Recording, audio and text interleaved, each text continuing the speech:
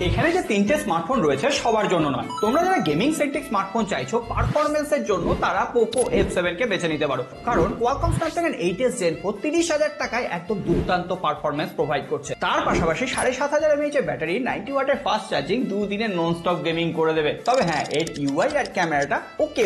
Second, তোমরা যারা gaming করো না কিন্তু বেস্ট ক্যামেরা সেন্ট্রিক স্মার্টফোন চাইছো তাদের জন্য মোটোরোলা Edge 60 Pro স্মার্টফোনটা রয়েছে। এখানে 50+50+10 মেগাপিক্সেলের টেলিফটো সেন্সরটা একদম সোশ্যাল মিডিয়া রেডি ইমেজ দিচ্ছে। আমাকে দেখতে কতটা সুন্দর লাগছে দেখো। তার পাশাপাশি এই হালকা পাতলা স্মার্টফোনও 6000 মিলিঅ্যাম্পিয়ার ব্যাটারি, 90 ওয়াটের ফাস্ট চার্জার, IP66, 68 এবং 69 রেটিং রয়েছে। সুতরাং ক্যামেরার সঙ্গে সঙ্গে ফোনটা কিন্তু যথেষ্ট ডিউরেবল। আর পরের ফোনটা বলছি তার আগে ভিডিওটা জানো তোমরা তাদের সাথে শেয়ার করতে হবে। আর হ্যাঁ, এখনই ফলো বাটনটা প্রেস করে রাখো এই ধরনের স্মার্ট টিপস এর জন্য। লাস্ট, যারা ফাঙ্কি লুকের স্মার্টফোন চাইছো, এই ফোনটা নয়, এই ফোনটাকে বেছে নিতে পারো, কারণ নাথিং ফোন 3a Pro ফালতু দাম বেশি দিয়ে কি হবে, যেখানে প্রায় একই ক্যামেরা পারফরমেন্স, একই গ্লিপ লাইট তোমরা নাথিং ফোন 3a তে পেয়ে যাবে। আর হ্যাঁ, যতই সমালোচনা করি ফোনটা সফটওয়্যার এক্সপিরিয়েন্স কিন্তু যথেষ্ট মারাত্মক। তোমাদের পিক কোনটা অবশ্যই কমেন্ট করে লিখে জানাও।